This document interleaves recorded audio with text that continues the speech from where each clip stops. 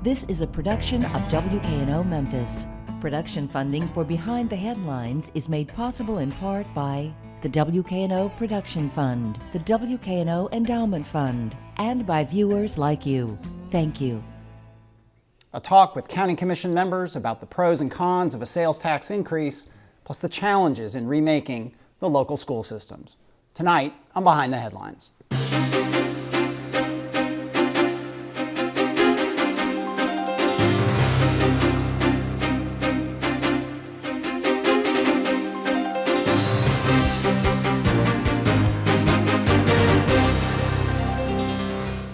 I'm Eric Barnes, publisher of the Memphis Daily News. Thanks for joining us. We're joined tonight by Mike Ritz, chair of the Shelby County Commission. Thank you for being here. Thank you. Also Steve Baser, also from the County Commission. Thank you for being here. Thank you, Eric. Joined by two reporters, Bill Dries from the Memphis Daily News and Jackson Baker from the Memphis Flyer. Thank you all. Let's start with, we're in early voting. Election Day is just a week away. We are less than a week away, excuse me.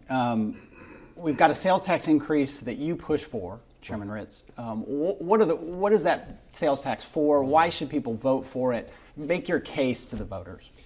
The reason we put it on the ballot was it appears to the County Commission that we have a $57 to $60 million deficit coming to us at a minimum from the school system next year.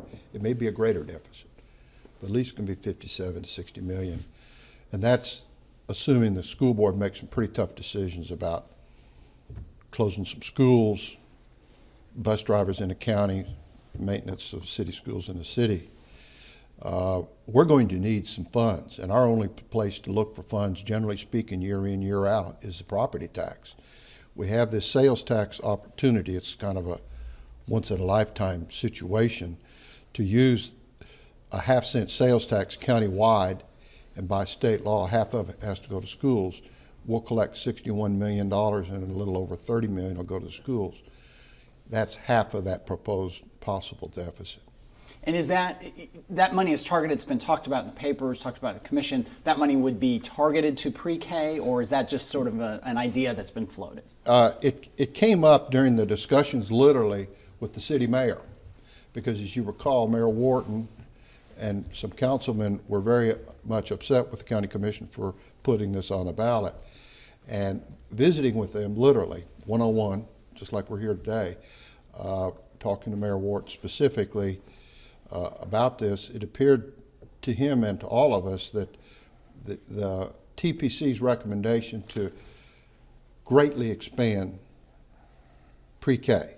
It's the only subject matter in the TPC plan where there really was a proposed big expansion of a program. Right. It was pre-K. TPC being the Transition Planning Committee that is charged with coming up with a plan, or has been charged with coming up with a plan as we go from the city schools to a potentially unified schools. That's the group, and they're handing that over to the school board now, and then of course you all fund the school board. There are a lot of groups, a lot of commissions, so I want to make sure I get the lay of the land correctly. I apologize. No, that's fine. I should have identified that, but the pre-K was proposed to start with 500, according to the TPC plan, 500 new children, I guess they're 5-year-olds, or 4 or 5, but every year, and get up to the several thousand that need pre-K in the city and out in the county. This isn't just a city issue. There are a lot of people out in the county who go to the county's current pre-K program, and there are great needs. There are people standing in line to go to the pre-K program. Okay, we touched on a lot, and we'll come back to a lot of that, the pre-K, the school closings, funding, and so on, but let's get you in, Commissioner Baser. Where are you, again, we're in the middle of early voting, Election Day right around the corner, although Election Day has such a different meaning with so much early voting going on. Where do you stand on this tax? Well, I'm not in favor of the tax, and I voted the other day and voted against the tax. So I'm not for the tax, and there's a couple of reasons. One, I think the sales tax is a regressive tax. And I think given the fact that we're talking about the city of Memphis and the poverty levels that we're dealing with and the income levels that we're dealing with, that tax is going to disproportionately hit the people that don't have the funds. And so that's one reason why I'm against it. And another reason is, I think the municipalities passed the tax, and I think they want to get that for themselves. So for the county to step in and take part of that, I'm not in favor of that either. Okay. Are you in favor, though? I mean, if it's not, you talk about the regressive sales tax, this funding gap, the $60 million that Commissioner Ritz just talked about, Chairman Ritz, how else does that get Well, taken I'm pretty care of? familiar with a lot of the TPC recommendations, and I haven't committed it entirely to memory, but there's an awful lot of savings opportunities that the county or that the city school and the county school board need to address, or the unified school board. And quite frankly, when you've got the city schools budget and you've got the county school budget, and you put them together and they say it's going to cost more, I find that unacceptable. Okay. So you see much more savings to be made before any kind of commitment I to totally think there's a lot of savings. Right. I think Okay. when you talk about pre-K, and I'm not against pre-K, I would like to see us talk about Head Start and what we're doing there, and what we're doing with the cities now, or the city schools and the county schools in terms of pre-K, and have a comprehensive approach.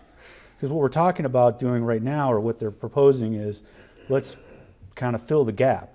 You know, there's certain people in Head Start, and there's other people that are doing it with the city schools and the county schools, and then they're saying, well, there's this unmet need, but let's look at the whole picture, and how do we do pre-K best for everybody, if that's what we're going to do. Okay. Bill.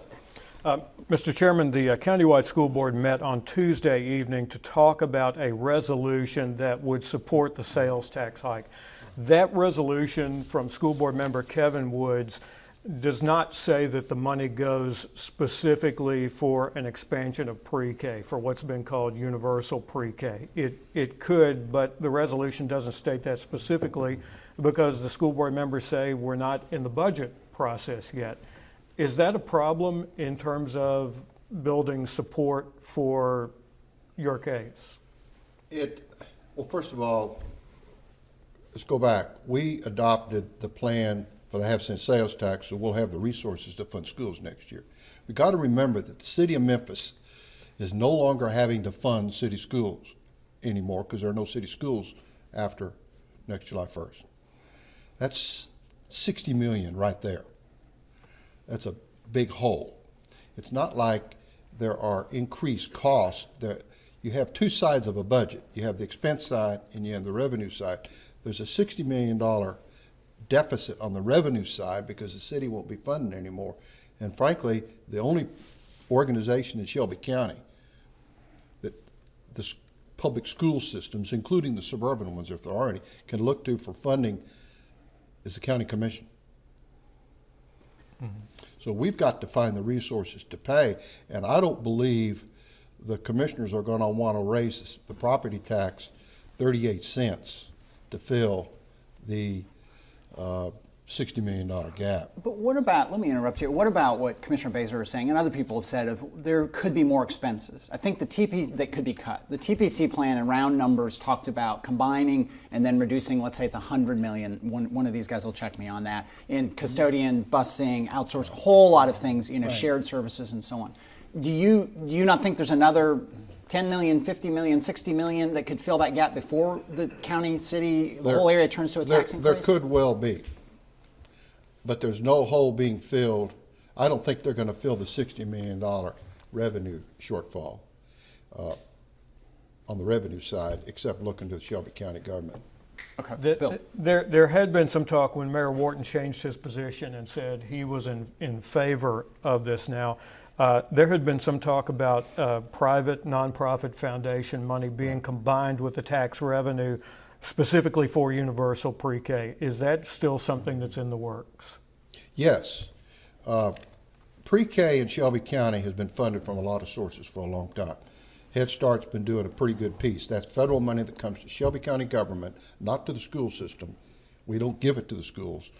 We operate a Head Start program. Shelby County government's in the education business by itself. Then you have Race to the Top money and other money involved in helping the city schools system as we used to know it run pre-K. And then there are other state and other sources involved in some other pre-K. The fact is that because the state education requirement on school boards is K through 12, not pre-K through 12, pre-K is an option in the state of Tennessee for school boards. In Shelby County, in my opinion, it can't be an option. Okay, but again, the resolution the school board's looking at doesn't Right. say specifically pre-K. Is that a hitch? Is that going to make voters think twice? Well, you have people who are opposed to the thing saying, well, there's no commitment from anybody for pre-K. I can assure you that there's a majority of the county commission, a real good sized majority, who support the pre-K expansion in the school system. If in fact the school board comes to us next year and there isn't that in there, and we do have the sales tax passed, it'll get in there. Let me go to Commissioner Baser, and then we'll get to Jackson here. If let's say the tax goes through, a lot of hypotheticals here, the tax goes through, it's passed against your objections, would you then work on the commission to make sure that money is steered toward pre-K? I mean, would that be your next step as someone opposed to the tax increase? Or would you? I'm I mean, not sure that would be the exact next step. I mean, Okay. I think one thing that we need to look at when we're talking about pre-K is let's look at the whole picture. Okay. And let's come up with what's the best plan for pre-K. And not have different pieces of it, or at least understand how the different pieces work together. Okay. And one of the things that I'd like to point out when we talk about the savings, I think there's a misperception when you talk about outsourcing the bus drivers, you talk about outsourcing the janitorial services, people aren't going to lose their jobs. It's just that instead of working for Jackson Baker, they're going to work for Bill Dries. And that's how it's going to work. And I think that's something that a lot of people don't understand when they're looking at these, and they think people are going to lose their jobs. And in reality, they're just going to start working for somebody else. But there's only savings if somehow they are paid less. I mean, if they go and I'm not saying that's a bad thing. I'm just saying, I mean, that part of the argument against those cuts is that there are reductions in compensation or benefits or something as they go from Jackson. Or to there are Bill. fewer of Right. them. All right. Well, let's get Jackson in here. Frankly, I think they should stay with me, although Bill could probably afford to pay them more. Right. You have said, Mike, that, and you just said it again a while ago, that if the sales tax does not pass, the sales tax increase does not pass, the only alternative is property tax increase. Now, that's not a slam dunk, though, because that's going to get a whole lot of argument in its own right. What can you spell out in some detail the consequences to the school system, to the unified system, if neither of those taxes is available? They're going to have a real crisis in the May, June, July program time frame, making some probably further tough decisions to get down to a balanced budget. That's all I can say to them. And I've shared this with many of the school board members individually, and with Billy Orgel multiple times, who's chairman of the school board, that if they come to us with a train wreck budget, I don't think the county commission is going to be very supportive of anything. Well, now, Steve, follow that up with you. Since you regard the sales tax as regressive, how about the property tax? Would you support a reasonable property tax increase on behalf of the unified system? That's a good question. Well, that's why I asked it. Right now, I don't have enough facts and figures. I would like to see the school board come up with a budget that's going to work within the existing framework of the money that they've been spending and the money that we've got available. And I think there's a lot of tough decisions that need to be taken. And we took one this week when we said, all right, we'll pay for your computer system. And we talk about the $57 million gap. That's $14 million of the $57 million gap. So we've paid for that. And I think they need to look at their expenses and they need to come up with some cuts. I mean, there's a lot of bureaucracy that they have, and when you combine those two systems together, there should be some savings.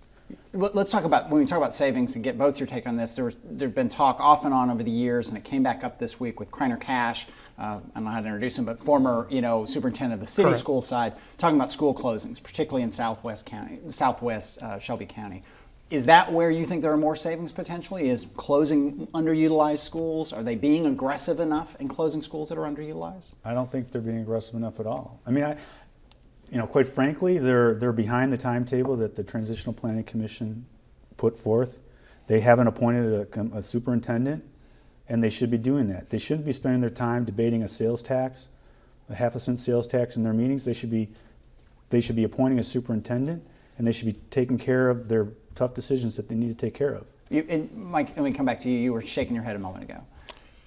The money we gave to the school system this week, appropriated for the computer system, that's capital.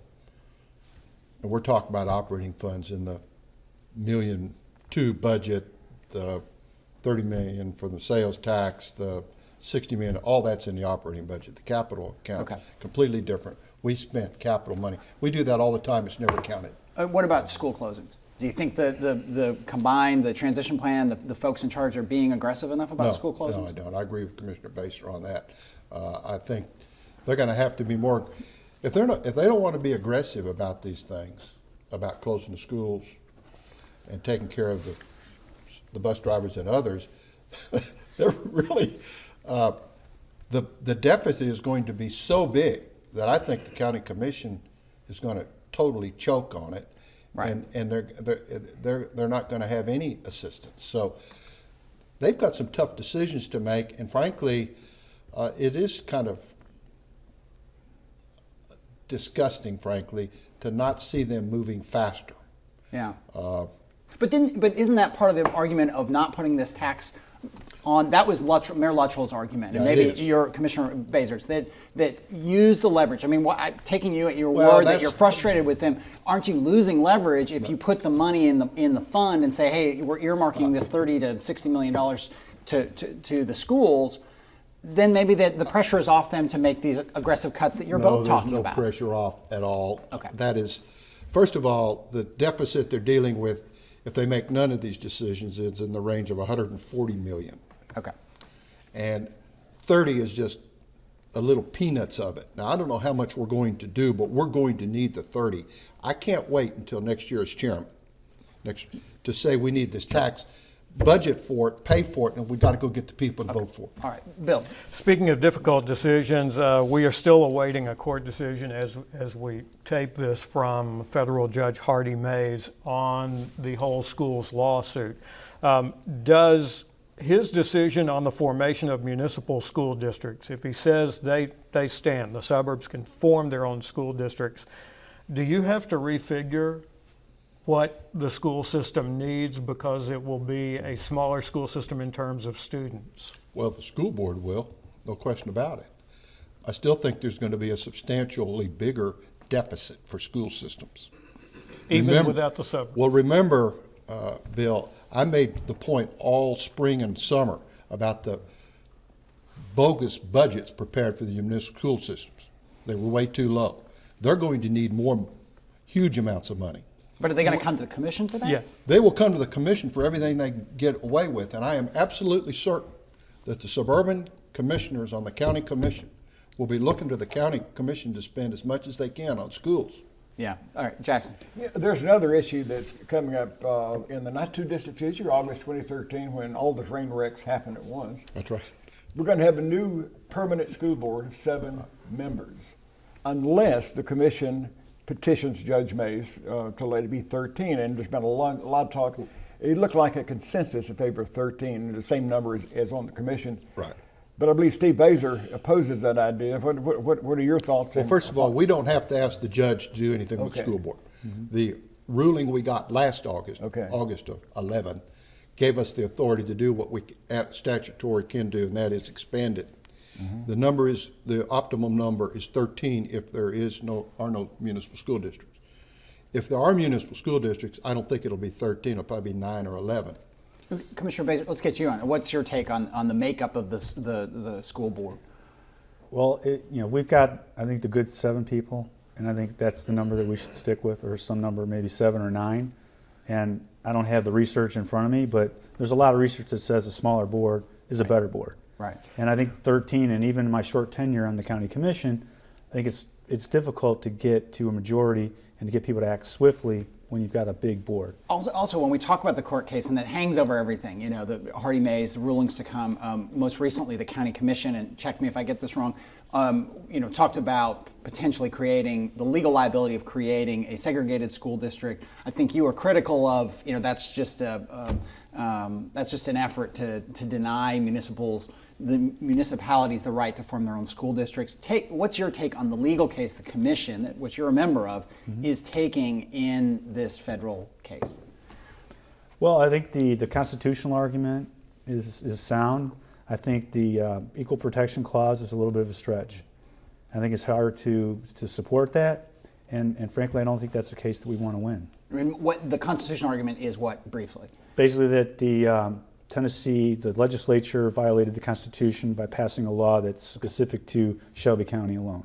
Right. The Constitution of the state of Tennessee. Mr. Chairman, I believe you have a different view in that regard. I don't think there's any question that the school systems to be created will be segregated school systems. It's a resegregation of the school systems of Shelby County.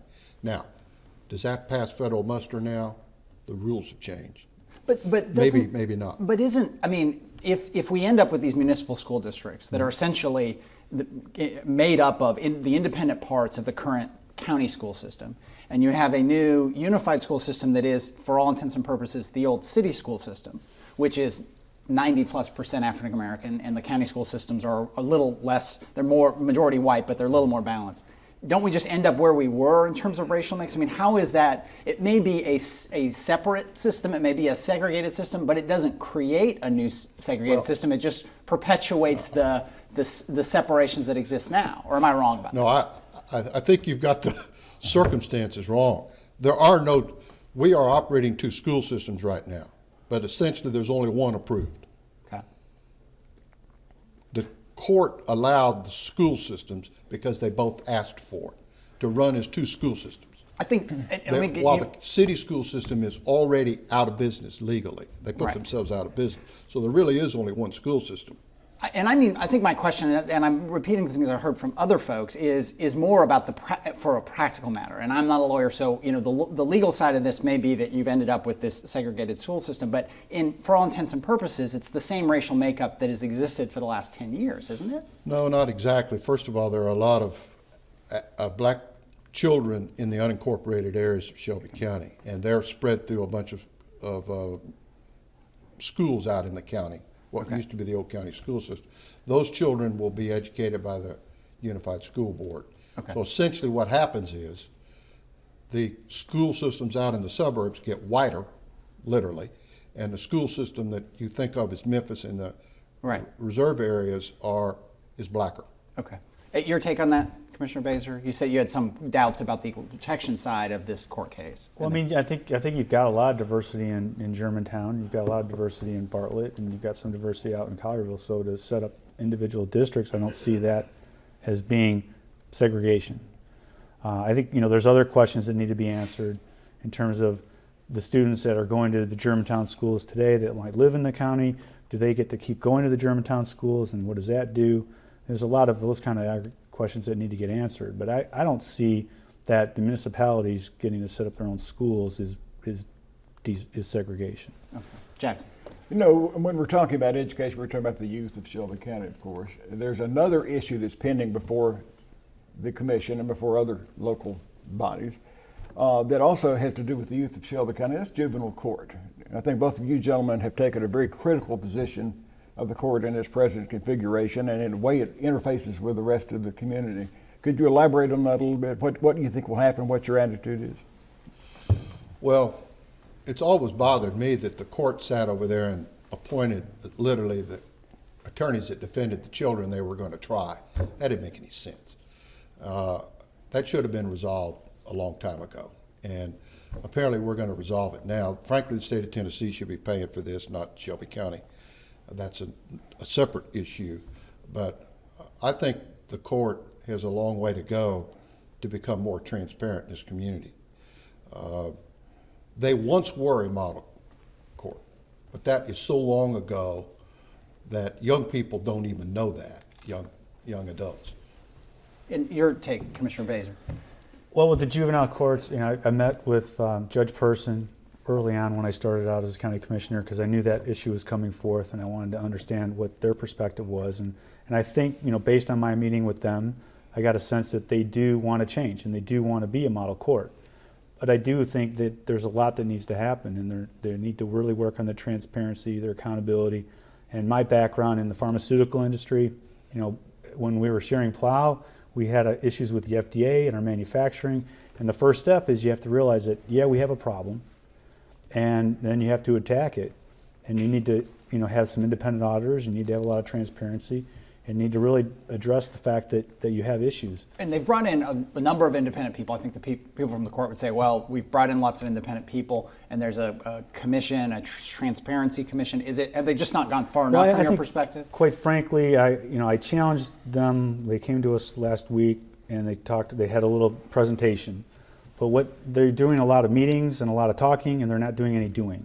Okay. And so what I want to see is an action plan that lays out steps for each one of the points that the Justice Department has gotten, and what are they going to do specifically? If there's training, what specific training are they going to do? Who needs to get that training? When's it going to be done?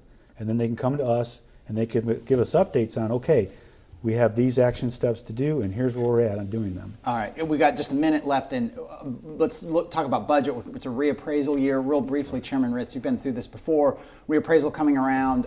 The word on the street is it's going to be a 2 to 5% reduction in the overall property values. Separate from the schools questions, what is the county going to do with the potential loss of revenue associated with property reappraisal? Well, first of all, we have to readjust the property tax rate just to take care of that deficiency. That's probably a 10 to 15 cent tax increase. All right, we're going to leave it right there. Thank you. Thank you, Chairman Ritz, Commissioner Baser, reporters. Thank you for joining us. Join us again next week. Good night.